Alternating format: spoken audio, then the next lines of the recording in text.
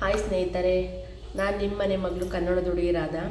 ಇವತ್ತಿನ ಬ್ಲಾಗಲ್ಲಿ ತಂದೆ ತಾಯಿ ಮತ್ತು ಮಕ್ಕಳ ಬಾಂಧವ್ಯದ ಬಗ್ಗೆ ಹೇಳಬೇಕು ಅಂದ್ಕೊಂಡಿದ್ದೀನಿ. ಏನಂದರೆ, ಈ ಮಕ್ಕಳಿಗೆ ನಾವು ಏನು ಮಾಡಿಬಿಟ್ಟಿದ್ದೀವಿ ಅಂದರೆ, ಫೋನು ಅಂದರೆ ತುಂಬ ಅಡಿಕ್ಟ್ ಆಗಿಬಿಟ್ಟಿದ್ದಾರೆ. ಫೋನಲ್ಲಿ ನಾವಿಷ್ಟೇ ಏನೇ ಮಾಡಿದ್ರು ಫೋನ್ ಬಿಟ್ಟು ಅಂತ ಅವ್ರು ಇರೋದಿಲ್ಲ. ಇವಾಗ ಹೈಸ್ಕೂಲ್ ಬಂದಿದ್ದ ತಕ್ಷಣವೇ ಮಕ್ಳ ಕೈಗೆ ನಾವು ಫೋನ್ ಕೊಟ್ಬಿಡ್ತೀವಿ. ಅವ್ರಿಗೆ ಅಂತ ಸಪ್ರೇಟ್ ಒಂದು ಫೋನ್ ತೊಗೊಟ್ಬಿಡ್ತೀವಿ. ಫೋನ್ ತೊಗೊಂಡ್ಮೇಲೆ ನಾವು ಅದ್ರ ಬಗ್ಗೆ ಗಮನ ಕೊಡೋಲ್ಲ. ನಮ್ಮ ಮಕ್ಕಳು ಓದ್ತಾ ಇದ್ದಾರೆ, ಏನೋ ಫ್ರೀ ಟೈಮಲ್ಲಿ ಫೋನ್ ನೋಡ್ತಾ ಇದ್ದಾರೆ ಅಂದ್ಕೊಂಡು ನಾವು ಸುಮ್ಮನೆ ಆಗ್ಬಿಡ್ತೀವಿ. ಅದೇ ನಾವು ಮಾಡೋ ಮೊದಲನೇ ತಪ್ಪು.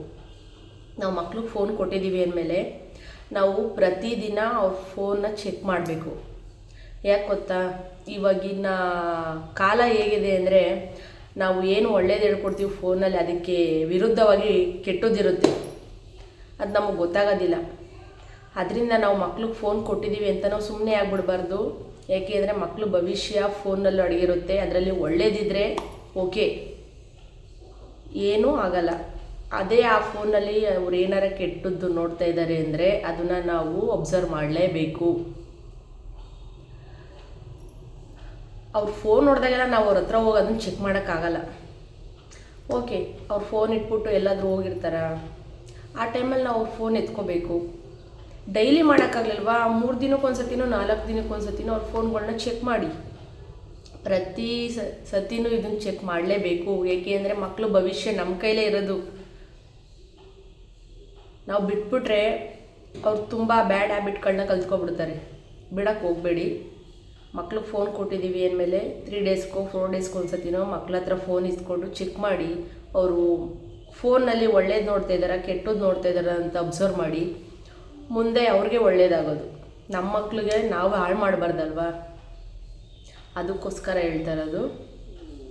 ಯಾರು ಇದನ್ನು ಕೆಟ್ಟದಾಗ ಅರ್ಥ ಮಾಡ್ಕೋಬೇಡಿ. ನಮ್ಮ ಮಕ್ಳ ಭವಿಷ್ಯಕ್ಕೋಸ್ಕರ ನಾವು ಫೋನ್ ಚೆಕ್ ಮಾಡೋದ್ರಲ್ಲಿ ಯಾವುದೇ ಥರ ತಪ್ಪಿರಲ್ಲ. ನಾವು ಬೇರೆಯವ್ರದ್ದು ಯಾರ್ದೋ ಮನೆ ಮಕ್ಳಿಗೆ ಹೋಗಿ ಫೋನ್ಗಳನ್ನ ಚೆಕ್ ಮಾಡ್ತಾ ಇಲ್ಲ. ನಾವು ನಮ್ಮ ಮನೆ ಮಕ್ಕಳು ಭವಿಷ್ಯಕ್ಕೋಸ್ಕರ ನಾವು ಫೋನ್ ಚೆಕ್ ಮಾಡೋದು ಅಲ್ವಾ. ಇದೇನಾದರೂ ತಪ್ಪಿದೆಯಾ? ಚೆಕ್ ಮಾಡಿ, ಏನು ಪ್ರಾಬ್ಲಮ್ ಆಗೋಲ್ಲ. ಏಕೆ ಅಂದರೆ ಅವರು ಒಳ್ಳೇದು ನೋಡ್ತಾ ಇದ್ದರೆ, ಒಳ್ಳೆ ಉದ್ದೇಶ ಇಟ್ಕೊಂಡು ಎಜುಕೇಷನ್ ಬಗ್ಗೆ ನೋಡ್ತಾ ಇದ್ದಾರಾ, ಇಲ್ಲ ಒಂದು ಕಾಮಿಡಿ ಬಗ್ಗೆ ನೋಡ್ತಾ ಇದ್ದಾರಾ, ಇಲ್ಲ ಒಂದು ಎಂಟರ್ಟೈನ್ಮೆಂಟ್ ಏನೋ ಒಳ್ಳೇದು ನೋಡ್ತಾ ಇದ್ದಾರೆ ಓಕೆ. ಅಕಸ್ಮಾತ್ ಅವ್ರು ಏನಾರ ಕೆಟ್ಟ ದಾರಿಯಲ್ಲಿ ಹೋಗ್ತಾ ಇದ್ದಾರೆ ಅಂದರೆ ಅದನ್ನು ನಾವು ತಿದ್ಬೋದು.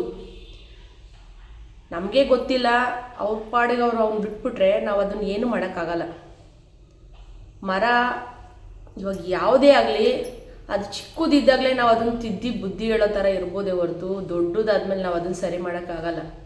ಅದಕ್ಕೋಸ್ಕರ ಹೇಳ್ತಿರೋದು, ಮಕ್ಕಳು ಒಳ್ಳೆ ರೀತಿಲಿ ಹೋಗ್ತಾ ಇದ್ದರೆ ನಮಗಿನ್ನ ಖುಷಿ, ನಮಗೆ ಹೆಮ್ಮೆ ಆಗುತ್ತೆ. ಅದೇ ಮಕ್ಕಳು ಫೋನ್ ನೋಡಿ ಅದರಿಂದ ಕೆಟ್ಟ ಹ್ಯಾಬಿಟ್ಗಳನ್ನ ಕಲಿತು ಕೆಟ್ಟ ದಾರಿಲಿ ಹೋಗ್ತಾ ಇದ್ದರೆ ತುಂಬ ಕಷ್ಟ ಆಗುತ್ತೆ. ಫೋನ್ಗಳನ್ನ ಮಕ್ಳ ಹತ್ರ ಇರೋ ಫೋನ್ಗಳನ್ನ ಅವಾಗ ಚೆಕ್ ಮಾಡ್ತಾಯಿರಿ.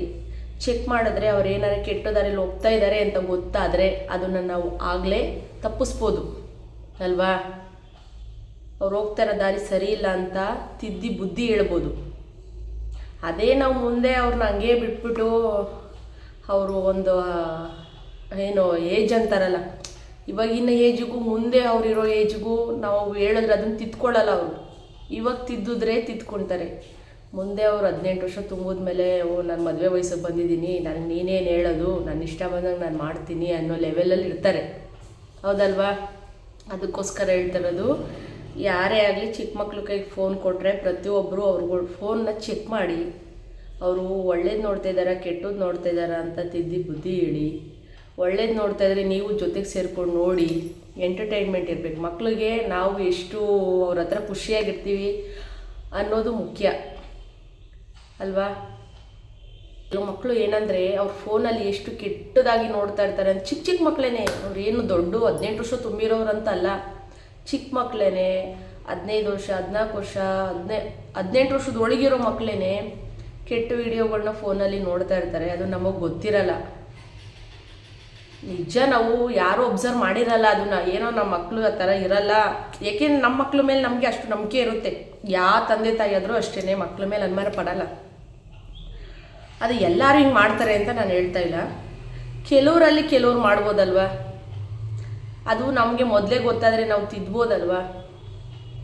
ಅದಕ್ಕೋಸ್ಕರ ಹೇಳ್ತಾರದು, ಮಕ್ಕಳು ಜೊತೆನಲ್ಲಿ ಕೂತ್ಕೊಂಡು ಅವ್ರು ಏನಾರ ತಪ್ಪು ದಾರಿಲಿ ಫೋನಿಂದನೇ ತಪ್ಪು ದಾರಿಗೆ ಹೋಗೋದವರು. ಅವರು ಕಣ್ಣಲ್ಲಿ ನೋಡಿ, ಅಂದರೆ ಲೈವ್ ಆಗಿ ನೋಡಿ ಅವರು ತಪ್ಪದಾರಿಗೆ ಹೋಗಲ್ಲ. ಫೋನಲ್ಲೇ ಪ್ರತಿಯೊಂದು ನೋಡೋದವರು. ಏನೇ ಒಂದು ಒಳ್ಳೇದಾಗಲಿ ಕೆಟ್ಟೋದಾಗಲಿ ಫೋನ್ ನೋಡಿನೇ ಕಲಿತಾರೆ ಅದು ಇವಾಗಿನ ಮಕ್ಕಳು.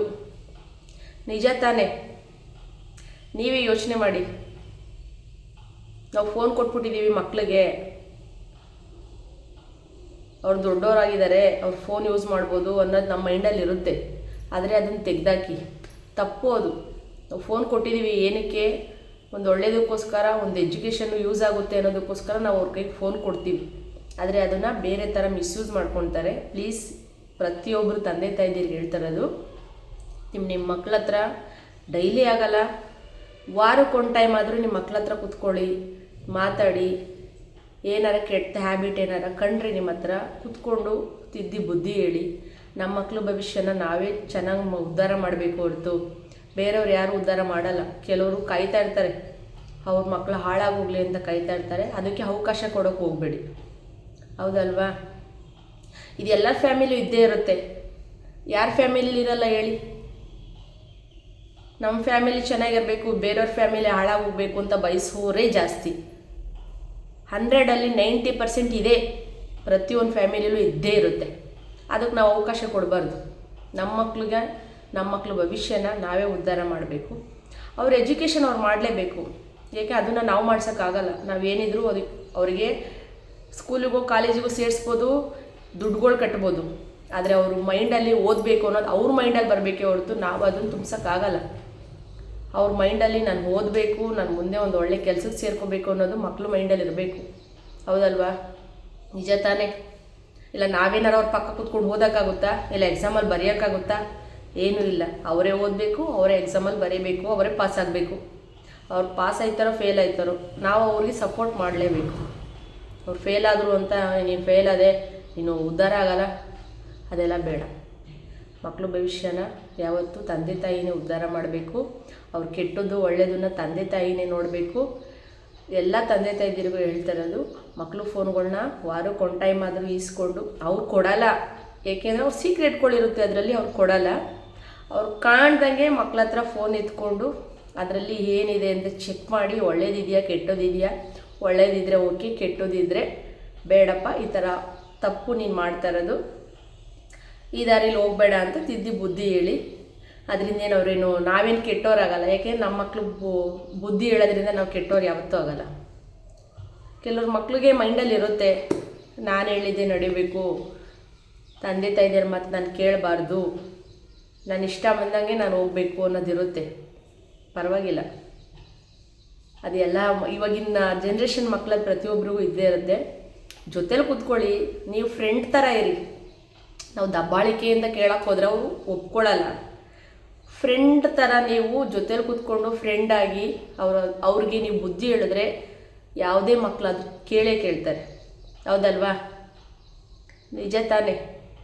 ಅವ್ರಿಗೆ ತಂದೆ ತಾಯಿ ಅನ್ನೋದಕ್ಕಿಂತ ಒಳ್ಳೆ ಫ್ರೆಂಡಾಗಿ, ಬೆಸ್ಟ್ ಫ್ರೆಂಡಾಗಿರ್ಬೇಕು ಅವ್ರ ಹತ್ರ ನಾವು. ಅವ್ರು ಏನೇ ಒಂದು ವಿಷಯ ಇದ್ರೂ ನಮ್ಮ ಹತ್ರ ಹಂಚ್ಕೋಬೇಕು, ಆ ಥರ ನಾವು ಫ್ರೆಂಡಲ್ಲಿ ಇರಬೇಕು ಅವ್ರ ಹತ್ರ. ಆ ಥರ ಇದ್ದರೆ ಮಾತ್ರ ಪ್ರತಿಯೊಂದು ಅವ್ರು ನಮ್ಮ ಹತ್ರ ಶೇರ್ ಮಾಡ್ಕೊತಾರೆ. ತಂದೆ ತಾಯಿ ಅಂದರೆ ಬರೀ ಸ್ಟ್ರಿಕ್ಟಲ್ಲೇ ಇರೋದಲ್ಲ, ಸ್ಟ್ರಿಕ್ಟಲ್ಲಿ ಇರಬೇಕು, ಅದು ಎಷ್ಟರಲ್ಲಿ ಇರಬೇಕು ಅಷ್ಟರಲ್ಲಿ ಇರಬೇಕು. ಓಕೆನಾ? ಈ ನನ್ನ ವಿಡಿಯೋಯಿಂದ ಯಾರಿಗಾದರೂ ಬೇಜಾರಾಗಿದ್ರೆ ಸಾರಿ. ಓಕೆ ಗೈಸ್, ಬಾಯ್.